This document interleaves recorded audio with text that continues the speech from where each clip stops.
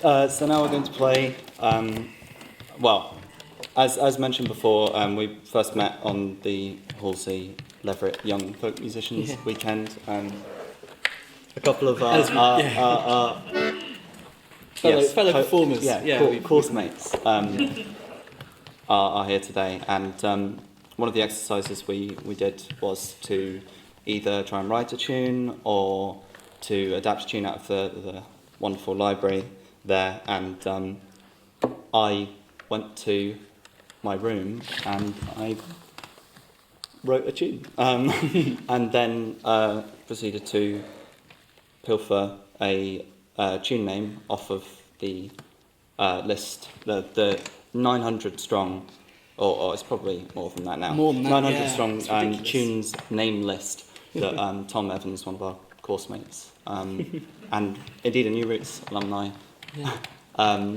has. So this is Yesterday's Moon, and it's a mazurka, and our intention at some point is to play for dancing. So hopefully that comes through.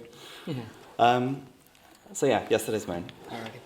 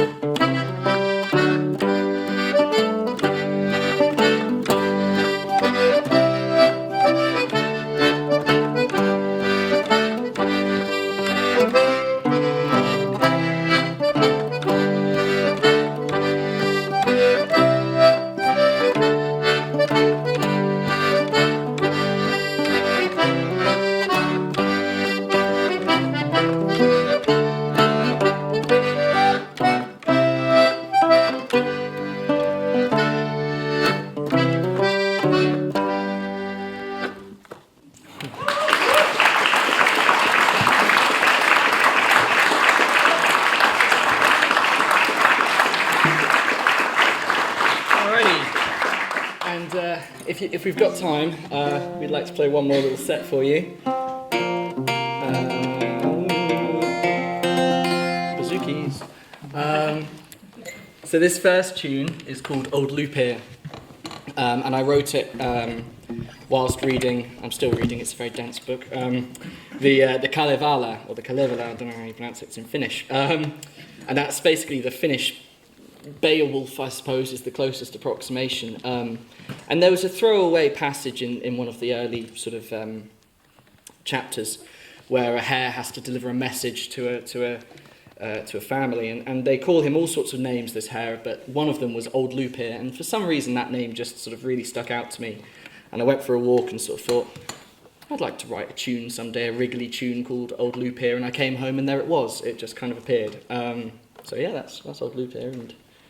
And yeah, the second tune, it's called Silkweaver's Jig. That's actually my first tune that I ever wrote, and it's named after sort of, I suppose, my family history in a way, in that we've managed to trace ourselves as far back as the French Huguenots in the 1600s coming over and bringing their sort of silk weaving with them and settling in East London, and then having that totally obliterated by the Industrial Revolution, unfortunately. But yeah, silk weave as it is, and I hope it captures that fully. Yeah.